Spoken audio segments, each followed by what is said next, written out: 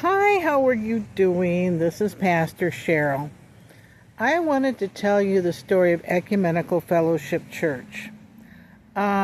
We founded the year of my leave of absence when I was in seminary. It was a year out at Drew University Theological School, Madison, New Jersey. It's old Ivy League. We were in competition with Harvard, Yale, Princeton, and I was kind of disappointed with the school, so I thought, I'm just going to take a semester off. So I did, and that's my right as a student to take a semester off. And so I took a semester off, and during that semester, I founded a church, basically.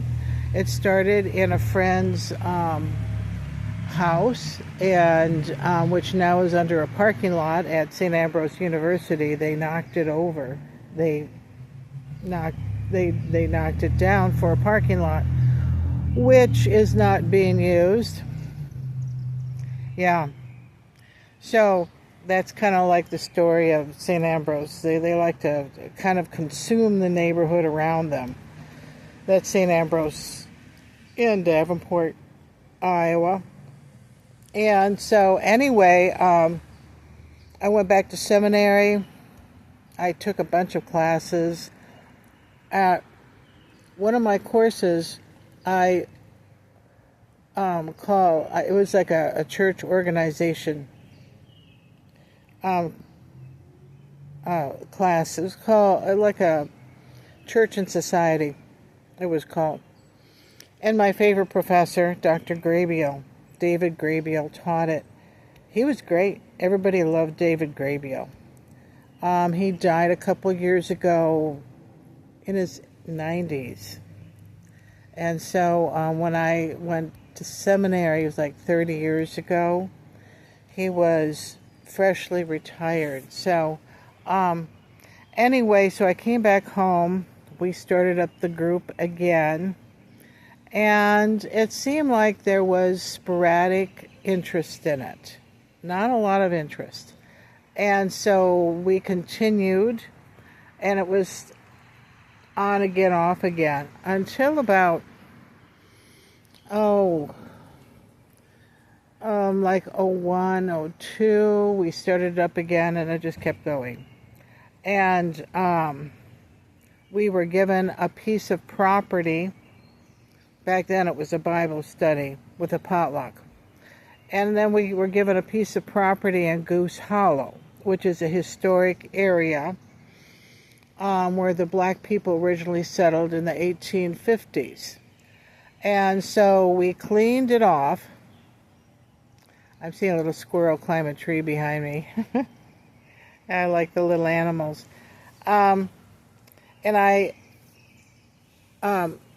Mike Condon and I cleaned off that piece of property. It was all wooded, and just out of the center we carved a path where it would be just flat.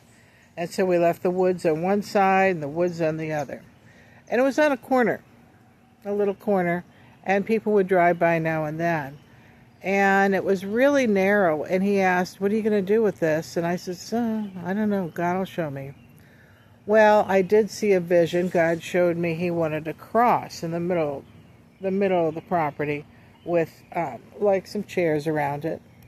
And that's what we have today. And that was back in 07 when we got the property and cleaned it off. And since then it's gone through some transitions. There was a guy that bought the house across the street and occasionally will call me and leave really nutty messages. You know, he sounded like a devil. I was staying with a friend at that time, and I said, Dave, because he called me on Dave's phone. Excuse me. I said, Dave, I just got a call from the devil. So I hung up on him. I said, this guy's too crazy. I don't like dealing with mentally ill people. I thought, he'll have that property for a short time and just abandon it like all the others. We had a number of people that had it, and then they just left it behind, and then it went into the hands of someone else. And So I thought this guy is just another one. Just another one. Well, he hung on to it but didn't do anything. For a long time, he put siding on it, and then he pulled all the siding off, completely off. It was just wood. And then did not mow the lawn. And one of my clergy friends said, "This is scary looking. Who's going to get out of the car to go in there?" Because we had it open 24/7 for prayer. We had cleaned it up and put in a chapel in there.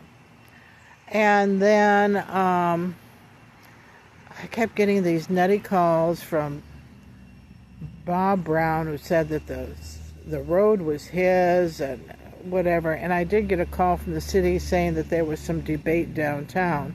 And this is after I moved back to Illinois. That there was some debate about closing the road. And I'm thinking, like, you can't close a road. That's totally insane. You know, you can't close a road. And so I ended up selling my corner of the road to the city because they were going to plane it out. It was too steep and go around the bend. And they said that's because of Brown with his controversy. And I started thinking just Brown is just going to be there a short time. And I'm hearing stories about him from the neighbors, about him selling drugs out there, living there over the summertime with his handicapped daughter, but selling drugs, you know, and he's got a kid. God, just nuts. And so anyway, and then it became a problem with him putting lumber and garbage cans out in the road. Our main entryway into the garden, he kept blocking. And so I finally took out a police report. I took out a police report on him. And the police report came back and they said, see what the city has done with it. Okay. And so since then, the city has rerouted the road, and they were going to have it go down and around, but they never finished it. They never did. And so we had to walk over this weedy patch that Brown says that he owned. And he really didn't own it. He owned just a little corner of it, but he claimed he owned the whole road. And so, in the meantime, I'm running ads, you know, open for prayer 24/7 in the River City Reader, the Times. And then the Times also did a newspaper article about us because we planted like 300 and some odd daffodils out there. It was pretty. It's really pretty. And so, meantime, he started coming out and charging at our elderly people who were parking way back by the gate and walking, or parking by the dead end that the city ended up putting there. And he would come out and scream at them and use profanity. And he's done that with our elderly a number of times. So, I was advised by our state representative to contact the NAACP, and they said they most normally don't deal with roads. It's a city thing. And so I ended up joining the NAACP because I'm thinking if these people are going to help me out with this road problem, then I should help them. And we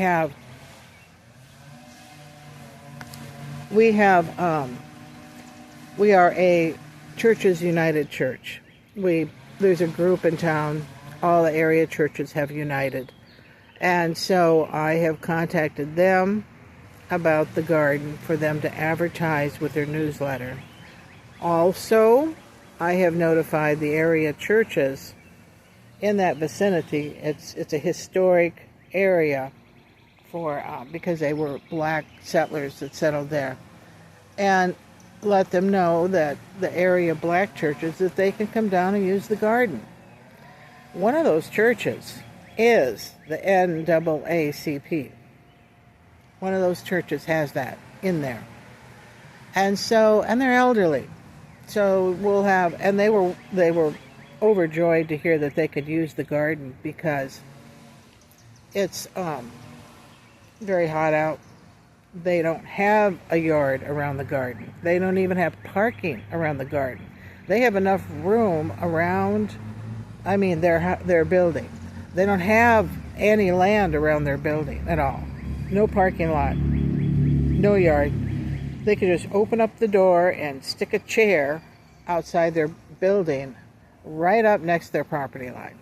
That's all they have. So I told them, you are welcome to use, our meditation garden. It's just a short walking distance from, and we put water down there for them. We put a whole case of water. And I notified the other area churches, which were all Goose Hollow Black churches. And their response was, thank you so much. That's very generous of you.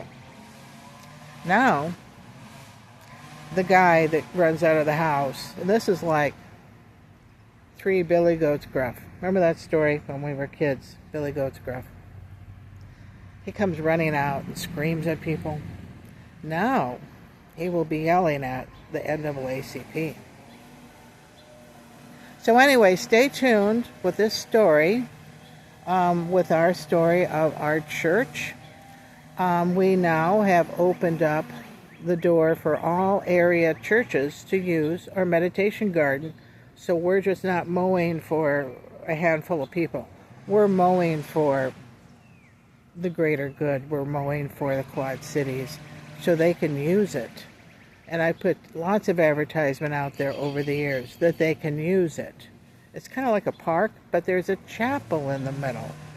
There's a chapel in the middle. And we had so far, one wedding, and open to doing other weddings for other people. And it's quite lovely down there. We try to keep it that way.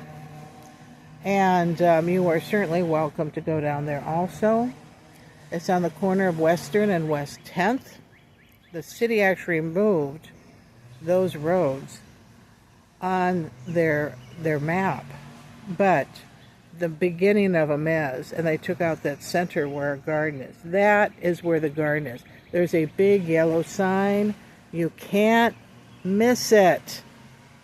All these years, that sign's been there since 2007 when we started the garden there. We call it a meditation garden because the city of Davenport won't let us use the word church or chapel. Okay, there's a chapel in there. But there's some tables and chairs. And you can certainly go back and enjoy every day. It's peaceful, it's quiet. It'll settle your nerves. And just go back and enjoy and talk to God. Okay. So anyway, that is the story of Goose Hollow Meditation Garden and Ecumenical Fellowship Church. We're no longer doing Bible studies. We are having church. I'll see you. Bye-bye.